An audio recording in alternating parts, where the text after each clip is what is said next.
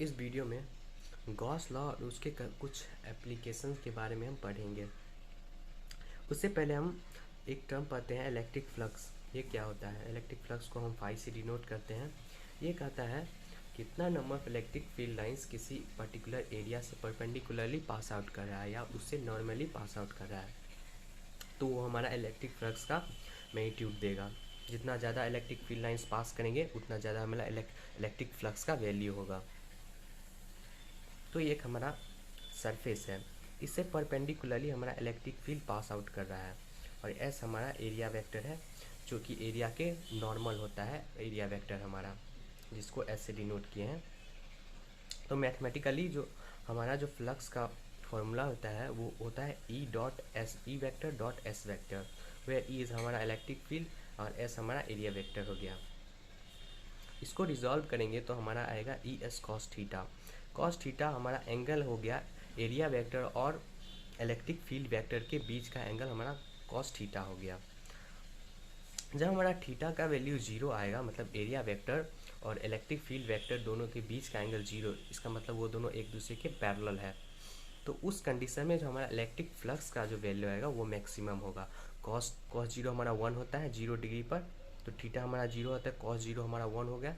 तो इस केस में हमारा जो मैक्सिमम फ्लक्स होगा ई एस, ये हमारा जो फ्लक्स का वैल्यू है ये मैक्सिमम होगा जब वो एक एरिया वेक्टर और इलेक्ट्रिक फील्ड वेक्टर एक दूसरे को पैरेलल हो। क्या होगा जब एरिया वेक्टर और इलेक्ट्रिक फील्ड वेक्टर एक दूसरे को परपेंडिकुलर हो, मतलब 90 डिग्री एंगल बना रहा हो एरिया वेक्टर और इलेक्ट्रिक फील्ड। उस केस में हमारा कॉस 90 होगा। कॉस 90 तुम जानते हैं 0 होता है, तो उस कंडीशन में हमारा फ्लक्स का वैल्यू होगा वो 0 होगा। हमारा इलेक्ट्रिक फील्ड इस सरफेस से पास आउट ही नहीं कर पा रहा है, इलेक्ट्रिक फील्ड इधर जा रहा है और हमारा जो एरिया वेक्टर है ये ऊपर की तरफ है, मतलब इस एरिया इलेक्ट्रिक फील्ड के परपेंडिकुलर है, 90 डिग्री बना रहा है।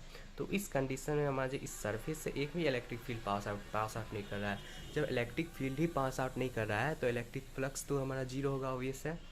तो कॉस 90, जब हमारा एंगल दोनों के बीच का 90 होगा तो इलेक्ट्रिक फ्लक्स 0 होगा।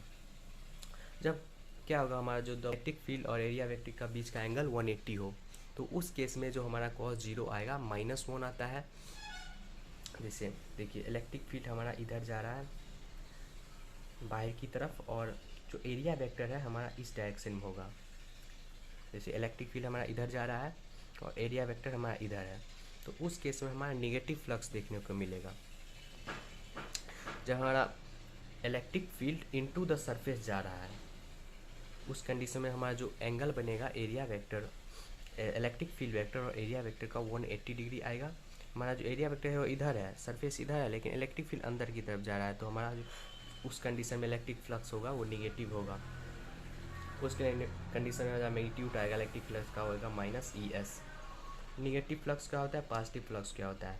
जब हमारा इलेक्ट्रिक फील्ड लाइंस सरफेस के अंदर जा रहा है, ठीक है, सरफेस ये जो हमारा एरिया वेक्टर है बाहर की तरफ है और इलेक्ट्रिक फील्ड लाइन इसके अंदर जा रहा है, उस कंडीशन में हमारा निगेटिव फ्लक्स मिलेगा।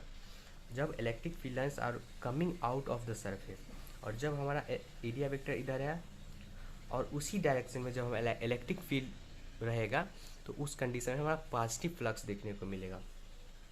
पॉजिटिव फ्लक्स में एरिया वेक्टर हमारा इलेक्ट्रिक फील्ड के लॉन्ग होगा और निगेटिव केस में एक दूसरे के 180 डिग्री पर होगा। हम पढ़ते हैं for non uniform electric field. हमारा कैसा इलेक्ट्रिक फ्लक्स बनेगा जब हमारा इलेक्ट्रिक फील्ड है वो नॉन यूनिफॉर्म हो, उसका मतलब डायरेक्शन कांस्टेंट नहीं हो या मैग्नीट्यूड कांस्टेंट नहीं हो। उस केस में ये हमारा एक सरफेस है, एरिया इलेक्ट्रिक फील्ड इस मतलब एरिया वेक्टर से कुछ थीटा एंगल पर इलेक्ट्रिक फील्ड हमारा निकल रहा है। उस केस में हम छोटा सा फ्लक्स निकालेंगे डी फाई होगा E.ds इलेक्ट्रिक फील्ड और .ds, और उसको हम इंटीग्रेट कर देंगे तो हमारा नेट इलेक्ट्रिक फ्लक्स निकल जाएगा, ठीक है। तो नॉन यूनिफॉर्म इलेक्ट्रिक फील्ड में हम इंटीग्रेशन करते हैं। ये हमारा ओपन सरफेस है, ओपन सरफेस के लिए सिंपली इंटीग्रेशन ऑफ E.ds हो जाएगा।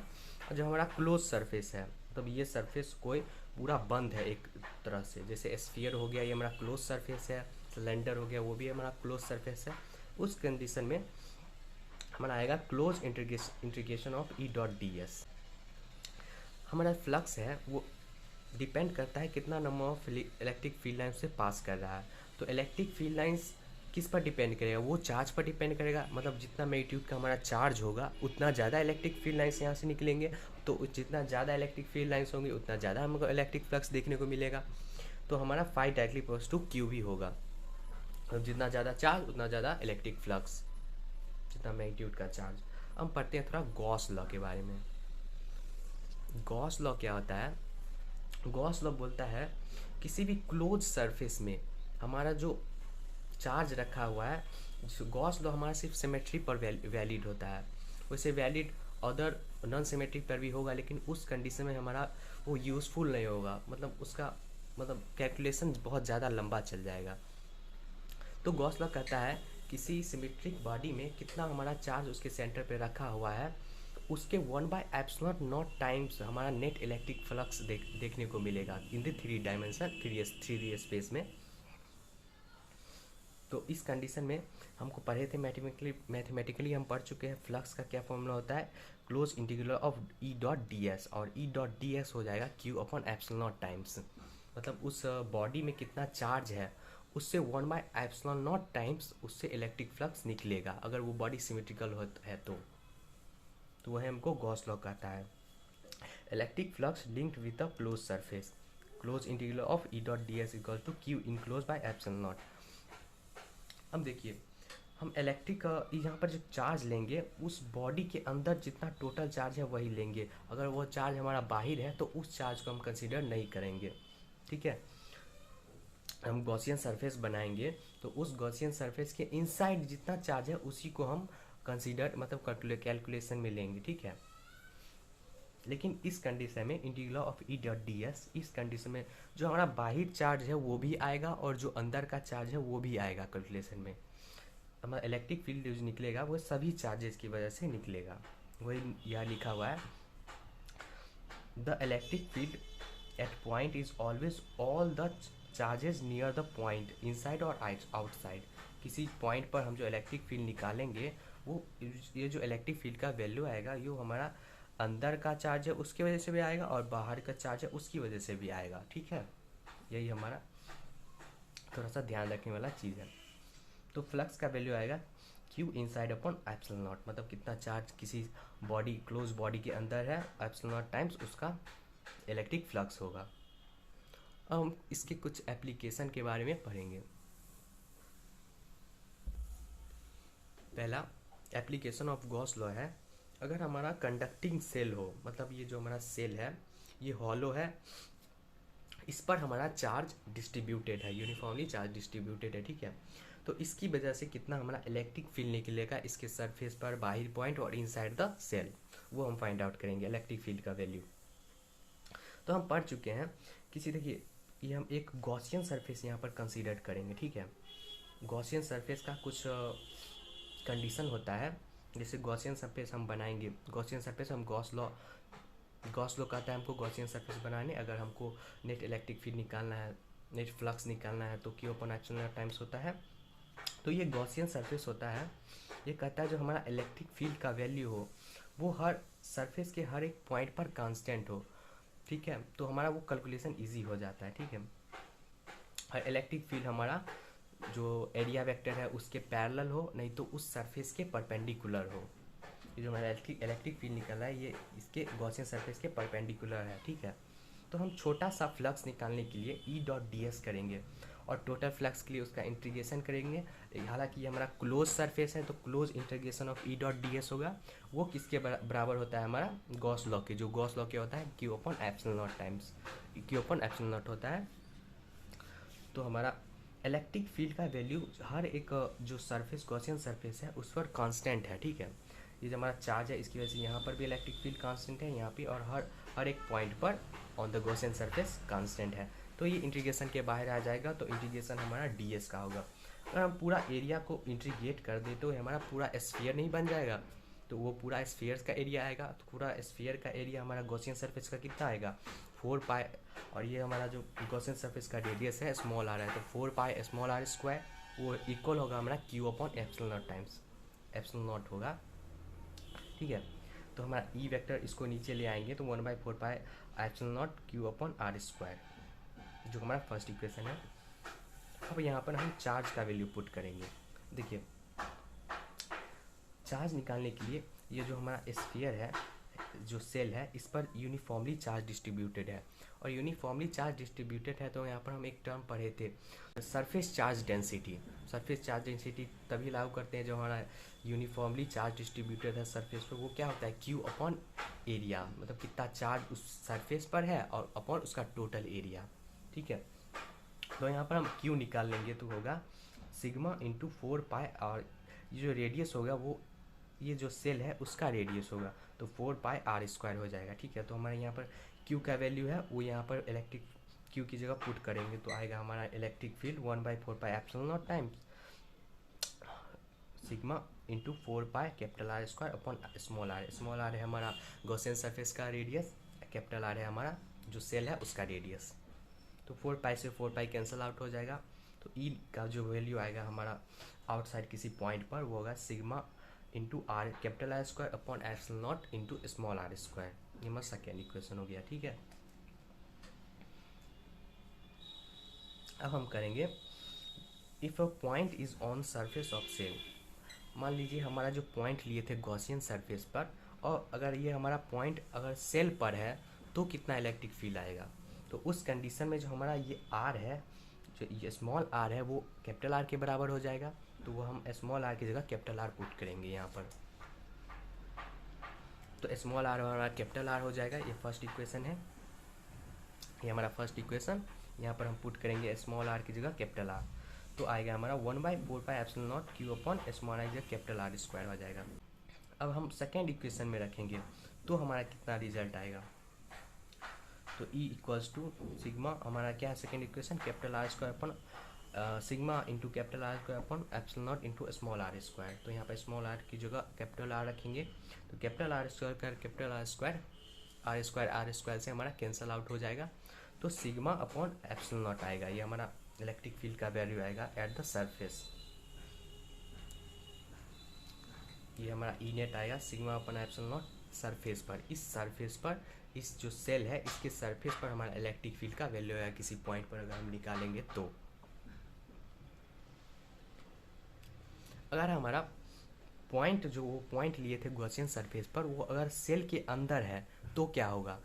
अगर हम सेल के अंदर किसी पॉइंट पर गॉसियन सरफेस ड्रॉ करेंगे तो गॉसियन सरफेस हमको जब गॉस लॉ लगाते हैं तो गॉसियन सरफेस के अंदर का हम चार्ज देखते हैं, लेकिन यहाँ पर हमारा चार्ज तो है ही नहीं, चार्ज है ही नहीं, तो हमारा इलेक्ट्रिक फ्लक्स कितना, इलेक्ट्रिक फील्ड कितना होगा, जीरो होगा। सिंपली है, चार्ज है ही नहीं तो इलेक्ट्रिक फील्ड जीरो, तो इस केस में हमारा जो इलेक्ट्रिक फील्ड आएगा इनसाइड द सेल वो जीरो आएगा। ये हम पढ़े कंडक्टिंग सेल की वजह से। अब पढ़ेंगे नॉन कंडक्टिंग सेल की वजह से कितना इलेक्ट्रिक। नॉन कंडक्टिंग सेल में हमारा सिर्फ एक ही वैरी करेगा इनसाइड, क्योंकि नॉन कंडक्टिंग में हमारा सरफेस पर तो नहीं आएगा चार्ज, उसके अंदर ही रहेगा चार्ज, तो सिर्फ उसका अंदर में कितना इलेक्ट्रिक फील्ड बनेगा किसी पॉइंट पर। अगर किसी पॉइंट पर हम पर्टिकुलर पॉइंट पर लेंगे नॉन कंडक्टिंग स्फीयर में तो कितना उसमें इलेक्ट्रिक फील्ड बनेगा वो देखते हैं। अब हम नॉन कंडक्टिंग स्फीयर की वजह से इलेक्ट्रिक फील्ड निकालेंगे इनसाइड द स्फीयर। ये हमारा नॉन कंडक्टिंग स्फीयर है, इसमें यूनिफॉर्मली चार्ज डिस्ट्रीब्यूटेड है, तो इसके हम किसी एक पॉइंट पे इसका इलेक्ट्रिक फील्ड हम फाइंड आउट करेंगे। उसके लिए हम एक गॉसियन सरफेस ड्रॉ करेंगे। ये हमारा स्मॉल आर रेडियस का गॉसियन सरफेस है, और इस नॉन कंडक्टिंग स्फीयर का क्या रेडियस कैपिटल आर है, और इसमें टोटल क्यू चार्ज डिस्ट्रीब्यूटेड है यूनिफॉर्मली। तो हम बाय गॉस लॉ से close integral E dot D S equals to होता है क्यू अपॉन एप्सिलॉन नॉट। तो हमारा जो इलेक्ट्रिक फील्ड होगा हर एक गॉसियन सरफेस के हर एक पॉइंट पर वो इलेक्ट्रिक फील्ड कांस्टेंट होता है। तो हमारा ये इलेक्ट्रिक फील्ड इस छोटे से डी एस एरिया से निकलेगा ई इस पॉइंट पर, तो हम इंटीग्रेशन से बाहर हमारा ई कांस्टेंट है तो बाहर आ जाएगा, तो इंटीग्रेशन होगा, तो इस गॉसियन सरफेस का जो टोटल एरिया आएगा वो आएगा 4 पाई स्मॉल आर स्क्वायर। इसका जो रेडियस है स्मॉल आर है तो small R square equals to Q upon epsilon naught. इस गॉसियन सरफेस के अंदर हमारा क्यू चार्ज आया स्मॉल क्यू, हमारा टोटल चार्ज कैपिटल क्यू है, हम मानेंगे कि हमारा गॉसियन सरफेस के अंदर स्मॉल क्यू चार्ज आया है। तो स्मॉल क्यू अपन एप्सिलॉन नॉट, अब हम स्मॉल क्यू का वैल्यू का फाइंड आउट करेंगे कितना होगा। अब एक टर्म पढ़ेंगे volume charge density. Volume charge density कहता है हमारा जो ये स्फीयर है इसमें क्यू चार्ज पूरे वॉल्यूम में डिस्ट्रीब्यूटेड है, वो एक कांस्टेंट है, मतलब हर एक किसी ऐसा पर्टिकुलर पॉइंट पर निकालेंगे तो वहाँ पर जो हमारा चार्ज का वैल्यू आएगा पर्टिकुलर वॉल्यूम के लिए वो कांस्टेंट आएगा। तो हमारा जो रो होगा, जो का वॉल्यूम चार्ज डेंसिटी होता है वो होता है क्यू अपॉन वी। तो हम अगर छोटे से चार्ज के लिए छोटा वॉल्यूम में निकालेंगे वो बराबर होगा इस रेशियो को क्यू अपॉन वी का। तो हमारा टोटल चार्ज इसमें क्यू है और इसका वॉल्यूम कितना है पूरे स्फीयर का 4/3 पाई आर, कैपिटल आर है तो कैपिटल आर का क्यू। हमारा गॉसियन सरफेस के अंदर कितना वॉल्यूम आएगा, वो आएगा 4/3 पाई स्मॉल आर क्यू।